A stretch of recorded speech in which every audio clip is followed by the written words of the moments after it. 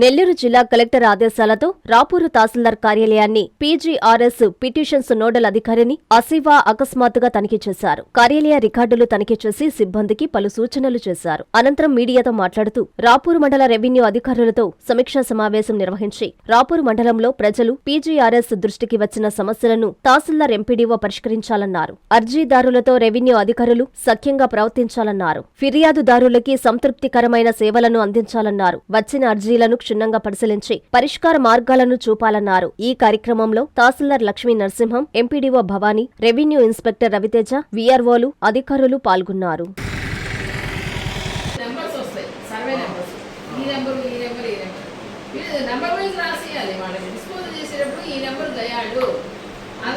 కాబట్టి అది కూడా చూసుకోండి ఒకసారి. ర్యాండమ్గా ఒకటి రెండు తీస్తే అవి కూడా చూద్దాం. ఓకేనా? ఏమో జాగ్రత్త చేసుకోండి. పీజీఆర్ఎస్ అనేది గవర్నమెంట్ ప్రెస్టీజియస్ ప్రోగ్రామ్. అది ప్రజల వద్ద పాలన ఉండేది. అర్థమైంది మీకు? ఇప్పుడు వెళ్ళి మీరు అక్కడ ఇచ్చినా కానీ మీరు కష్టపడుతున్నారు, చేస్తున్నారు, ఫీల్డ్ వర్క్ చేస్తున్నారు, అన్నీ బాగానే ఉంది. ప్రజెంటేషన్ బాగుండాలా, అది వాళ్ళు సాటిస్ఫై కావాలి. ఎవరు? పబ్లిక్ సాటిస్ఫై కావాలి. మీరు కూడా మీ దగ్గర వస్తే పిటిషన్స్, వచ్చిన పిటిషన్స్ క్వాలిటీ ఆఫ్ డిస్పోజల్ దీని మీద ఆర్టికల్ నడుస్తుంది. సీఎంఓ ఆఫీస్కి వెళ్తారు. మీరు ఏం చేయాలంటే ఇది కరెక్ట్గా సరైన పద్ధతిలో డిస్పోజ్ చేసావా లేదా అంటే ఎదుటి వ్యక్తి సాటిస్ఫై కావాలి. మనం చేసిన డిస్పోజల్కి ఎదుటి వ్యక్తి సాటిస్ఫై అవుతుంది. వాళ్ళ పని తీరిపోయిందనుకో మీ దగ్గర రారు కదా, మళ్ళీ అది రీమోకన్ కాదు కదా. అంచేది ఏంటంటే మీరు అది క్వాలిటీ ఆఫ్ డిస్పోజల్ అని చూసుకోండి. రిపీటెడ్ ఓపెన్ అయినా కానీ, లేకపోతేనేమో వాడు సాటిస్ఫై కాకుండా మళ్ళీ అక్కడ పోయినా కానీ, లేకపోతేనేమో ఏదో ఒకటి రాసి తోసేసామన్నా కానీ, ఇవేమైతే అంటే మళ్ళీ రీఓపెన్ కావటము, తర్వాత ఇంప్రాపర్ అని నోట్ ఆఫీసర్ రాసినా కానీ 1-2 సార్లు చూస్తారంట. ఇంప్రాపర్ అనే దానికాడ 1-2 సార్లు చూస్తారంట. ఆ తర్వాత వీడు సరిగ్గా చేయట్లేదని చెప్పేసి వాళ్ళకి షోకాజ్ నోటీస్ ఇష్యూ చేస్తారు. అది సీసీ ల్యాబ్ సర్క్యులర్ కూడా వచ్చింది మేడం. మేము అలాగే మేము తహసీల్దార్ గారు నేను ఎస్హెచ్ఓ ఏదైనా కేసెస్ ఉంటే బట్టి అక్కడికి వెళ్ళి సాల్వ్ చేస్తున్నాం. దగ్గరికి వెళ్ళి సాల్వ్ చేయండి. ఏదైనా ఉన్న ఫీల్డ్ కూడా వెళ్ళి అక్కడ చూసి దాని ప్రకారం మాట్లాడుకొని చేయండి. ఇక్కడ సైదాపురం వివాదం ఉందని మొన్న రాశారు, ఒకటి మీ దగ్గర నుంచి వచ్చింది. మరి సీనియర్ ఆఫీసర్ ఏంటి, మరి మీ దగ్గర నుంచి వస్తే నాకు ఆశ్చర్యం వేసింది. వివాదం ఉందని రాయటం ఏంటి? వివాదం వస్తే తహసీల్దార్ అది మ్యాజిస్ట్రేటు అది క్లియర్ చేసే బాధ్యత వచ్చి తహసీల్దార్దే కదా. రాసేటప్పుడు మనం జాగ్రత్త చూసుకోవాలి. కంటెంట్ మనకు పంపించేటప్పుడు కూడా మీరు అది 4A4 అది పంపిస్తున్నారు కదా, అవి ప్రాపర్గా రాయండి. అది మీరు కరెక్ట్ చేసి ఉండొచ్చు, కానీ మనం పని చేయడం ఒక ఎత్తు, పనిని ప్రజెంట్ చేయాలి. వివాదం క్లియర్ చేయాలి. వివాదం ఉందని రాసి కలెక్టర్ పంపిస్తే ఆయన ఏం చేయాలా? ఇలాంటి రైట్లే కదా. పోనీ అది మీరు పరిష్కరించలేని వివాదం అనుకో, అంటే అది కోర్టులో ఉంటుంది కదా, అది మంచిగా రాయాలి. మీరేం రాస్తున్నారు? మొన్న ఆడ మధ్య వివాదం ఉందండి. అది వివాదం ఉంది. వివాదం ఉంటే డిస్పోజ్ చేయాల్సిన బాధ్యత ఎవరికి? డిస్పోజ్ చేస్తామనేది రాయాలి. చేస్తామనేది రాకూడదు. అసలు దానికి ఆర్వాలంటే ఎంత టైం ఉంటుంది మీ దగ్గర? 40 నిమిషాలు. అసలు మామూలుగా ఎంత టైం ఉంటుంది? టైం లిమిట్ ఏం లేదు. నోటీస్ ఇచ్చి 1 వీక్లో పిలవచ్చు కదా. అదే అంతలో అంటే మన పీజీఆర్ఎస్ టైం అని రాస్తారు. మమ్మల్ని టీమ్గా వేసింది ప్రభుత్వము. ఒక ప్రెస్టీజియస్ కార్యక్రమంగా తీసుకొని ప్రజల వద్దకు దాని కింద ఏం చేసిందంటే పీజీఆర్ఎస్ అనేది అది ప్రాపర్ వేలో ఓరికే అలా డిస్పోజ్ చేస్తున్నారో లేదా ప్రాపర్ వేలో డిస్పోజ్ చేస్తున్నారా, కరెక్ట్గా డిస్పోజల్ ఉండాలి.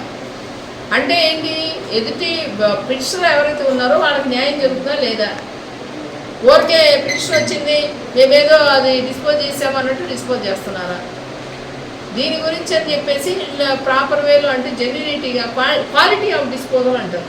ఎంత క్వాలిటీగా డిస్పోజల్ అవుతుందని దాని మీద మేము అధికారులను అపాయింట్ చేశారు. దాని కింద మేము వచ్చాము. సైదాపురం 2 మండలాలు వచ్చాము, ఇప్పుడు ఈ మండలానికి వచ్చాము. ఇక్కడ పెద్ద డిస్ప్యూట్స్ అలాంటివి ఏమీ లేవు.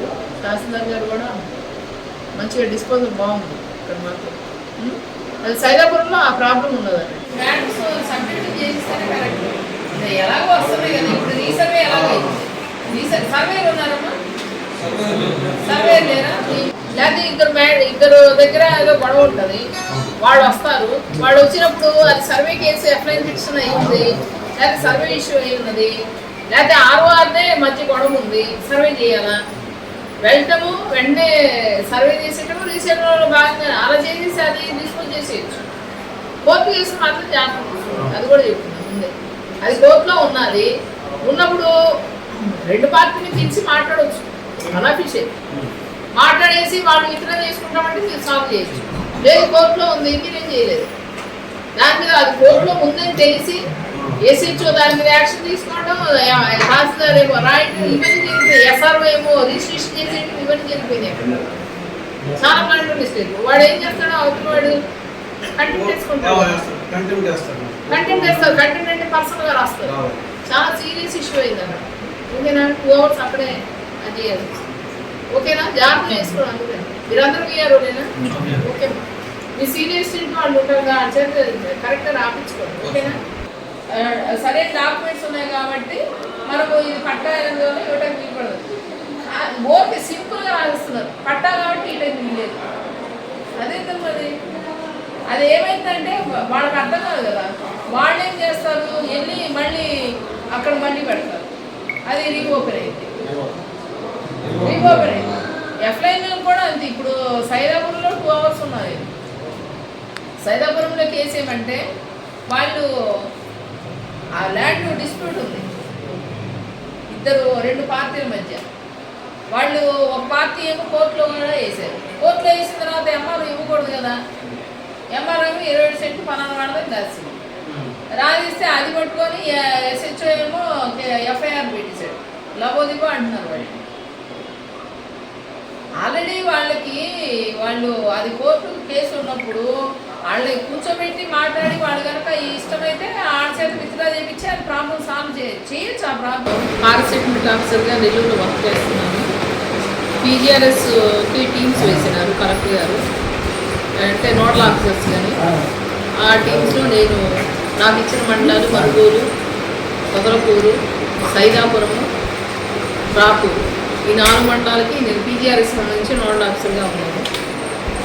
పీజీఆర్ఎస్లో పిటిషన్స్, గ్రీవెన్సెస్ ఇవన్నీ సోమవారం నాడు అక్కడ కలెక్టరేట్లో కానీ లేకపోతే తహసీల్ ఆఫీస్లో, ఎంపీడీఓ ఆఫీస్లో, ఎస్హెచ్ఓలో ఇవన్నీ ఇస్తూ ఉంటారు.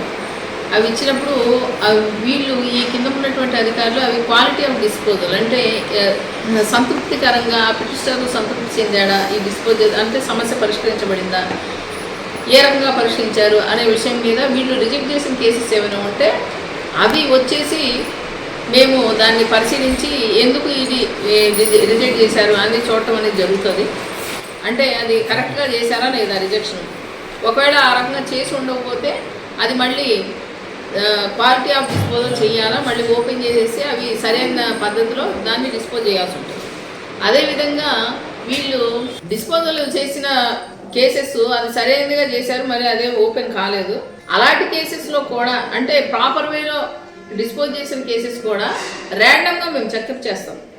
ర్యాండమ్గా చెక్ చేసి ఇది ప్రాపర్ వేలోనే జరిగింది, జెన్యూన్గానే జరిగింది అని చెప్పేసి దానికి కూడా మేము పరిశీలించడం జరుగుతుంది.